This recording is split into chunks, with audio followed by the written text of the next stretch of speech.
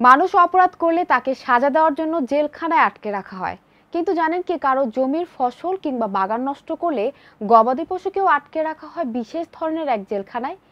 এককালে এই দেশের গ্রামেগঞ্জে গরু ছাগলের এই জেলখানার বেশ প্রচলন থাকলেও সময়ের স্রোতে এখন বিলুপ্তির পথে এই আজব জেলখানা।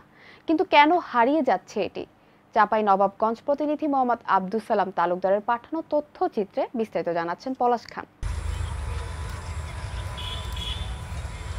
জমির ফসল কিংবা বাগান নষ্ট করলে গবাদি পশুকে আটকে রাখা হয় বিশেষ ধরনের এক জেলখানায়। এককালে এদেশের গ্রামে গঞ্জে এই ধরনের জেলখানা বহুল প্রচলিত ছিল।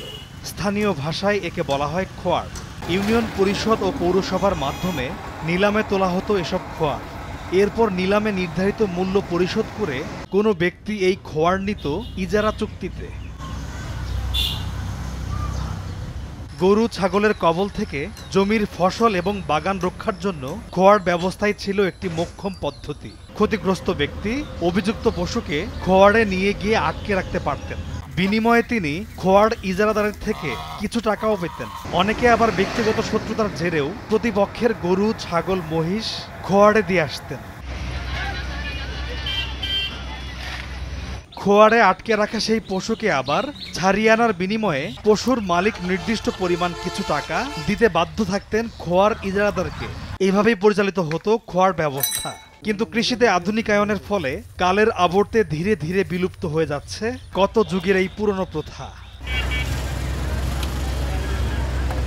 চাঁপাইনবাবগঞ্জের প্রতিটি পৌরসভা ও ইউনিয়নে আধুনিক খামার ব্যবস্থাপনার কারণে আজ খোয়ার ব্যবস্থা প্রায় বিলুপ্তির পথে।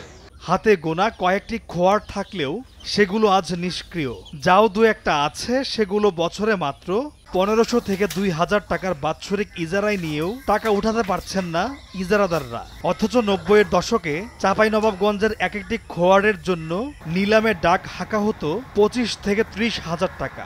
একসময় যেসব খোয়ার থেকে সরকারের কোটি কোটি টাকা আয় আসতো, সেগুলোর চল আজ শূন্যের কোঠায়। পলাশ খান, নিউজ ডেস্ক, ভোরের কাগজ।